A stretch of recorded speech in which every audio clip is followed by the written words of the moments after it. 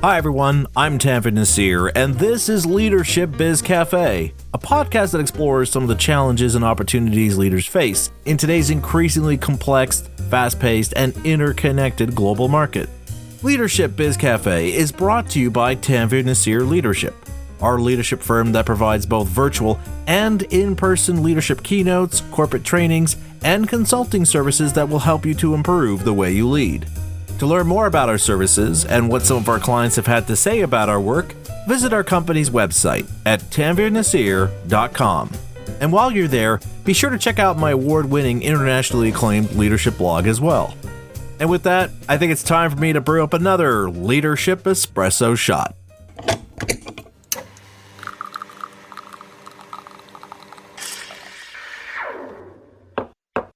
One of my favorite stories from the time of NASA's Apollo space missions is about a group of visitors touring Mission Control. As they were walking down one of the building's hallways, they spotted a man in a lab coat walking in the opposite direction, and as they neared him, they asked him what he did at NASA. The man looked at the visitors and replied matter-of-factly, "I'm helping to put a man on the moon." Of course, what makes this NASA employee's response so noteworthy is the fact that he wasn't one of the engineers or scientists involved in designing the rockets or overseeing the lunar missions. Instead, he was the building's janitor. I share this story in some of my leadership keynotes and corporate training events, and it's been on my mind lately in light of the ongoing debate to rethink how we understand the nature of work and how teams can operate in a more decentralized and fluid work environment. Well, there's certainly a lot to unpack and address around the current remote work debate. For this Leadership Espresso Shot, I'd like to focus on one specific issue that's getting lost in these discussions over how and where employees work.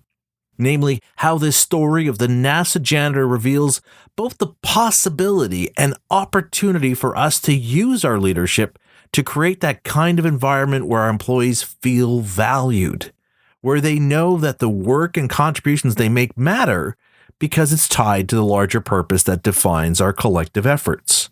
Every time I've shared this story with clients and conference attendees, I see in their faces that look of understanding and hope that they too might be able to inspire all of their employees, regardless of the role they play in their organization, to feel that sense of connection and value to the shared purpose that defines why they do what they do. Of course, there are numerous studies out there that have revealed the ease by which we can create that kind of sentiment within our workforce. For example, in a study I collaborated on with Philips North America around employee engagement and workplace attitudes, one of the more intriguing findings was the fact that more than 50% of the respondents said they'd gladly take a pay cut in order to do meaningful work. What this reveals is that people want to know that what they do matters, that it makes a difference and creates value. Unfortunately, much of the attention right now is centered on a tug-of-war between leaders and their employees over what the future of work will be. And what's often missing from these debates is an honest examination of what's required now and going forward to inspire our employees to not just stay, but commit their best efforts to our long-term goals. Of how do we create the kinds of conditions that would promote and empower a sense of shared ownership as this janitor working at NASA clearly had. There's no question we're living through a period of unprecedented uncertainty and change, but this reality doesn't give us permission to disregard this responsibility in our leadership. I mean, let's be honest here.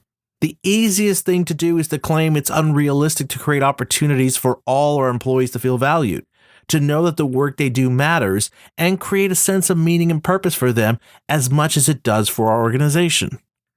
When we make such claims, it absolves us of our responsibility to do more than simply focus on what we care about, if not also reinforcing attitudes that we do things this way because that's the way it's always been done. An attitude that not only leads to complacency, but mediocrity and eventual obsolescence. However, the simple truth is that leadership is not about accepting mediocrity as the status quo, as the way things have to be. After all, If we consider any of those leaders, either from the past or in our present day, who we admire and continue to hold up as the gold standard of what it means to be a successful leader, in every case, you will find leaders who refuse to be defined by their circumstances. Indeed, successful leaders understand that we're not just defined by how we overcome adversity, we're also defined by how we help others to thrive in spite of those circumstances. That we don't settle for a mediocre or unsatisfactory status quo because it's the path of least resistance.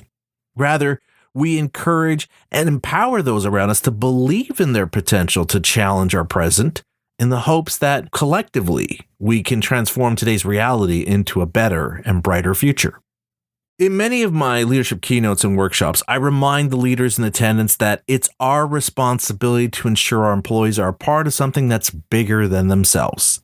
That their employees know they're part of a grander vision to make things better than they are today, because this is what ignites that internal drive in each of us to fully commit ourselves to the journey we're about to undertake. And to be clear, this doesn't have to be glamorous or exciting work for us to enable our employees to bring their best efforts to our collective purpose.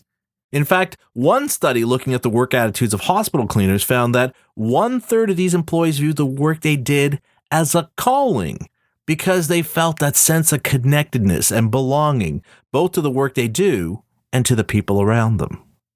Like the NASA janitor, these hospital cleaners worked for leaders who were able to help them see the connection between their individual efforts and the larger purpose that defines the raison d'être of the facility. What's more, neuroscience studies have shown that when we're involved in a long-term collective effort, our brain creates this internal map of we that transforms how we view the work we do into something bigger and more meaningful, and which even becomes connected to our own sense of identity. And this is exactly what we see in the story of the NASA janitor. Although most of us would not consider his individual contributions as being vital to the Apollo space program's successes, this janitor had nonetheless transformed in his mind how he viewed and understood his efforts so that he could see them in the context of that larger vision that encompassed every employee in the organization. Is this something that's hard to do? Absolutely, but as I discussed in my previous Leadership Espresso Shot, that's the nature of leadership. It's not meant to be easy because you're taking on the responsibility of committing your best efforts towards transforming the hopes and dreams of those you lead into your collective reality.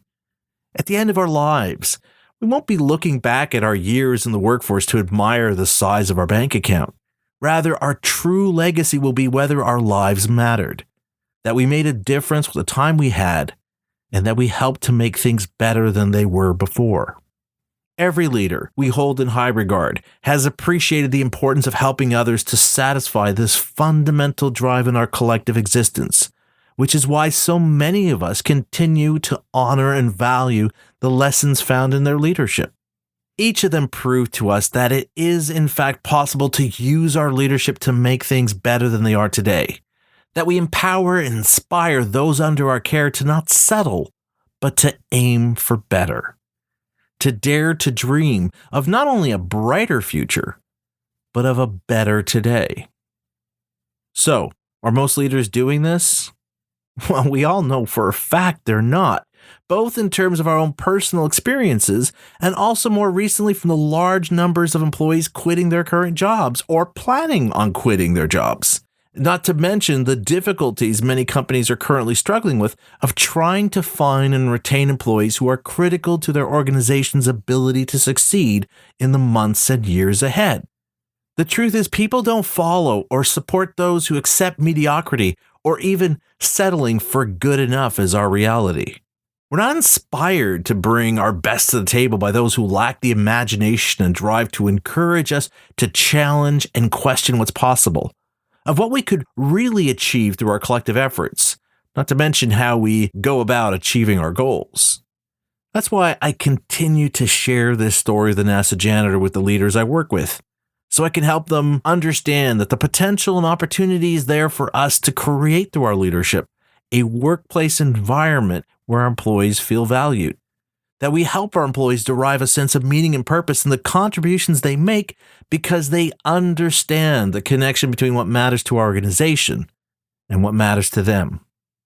And that reality matters far more than worrying about where or when your employees get their work done. So, as you ponder what the new way of work will look like in your organization in the months and years ahead, I hope you'll remember this story of the NASA janitor to inspire you to understand what matters to those you've not only made the commitment to lead, but to empower so that they can create their life's work. And that brings us to the end of another Leadership Espresso Shot.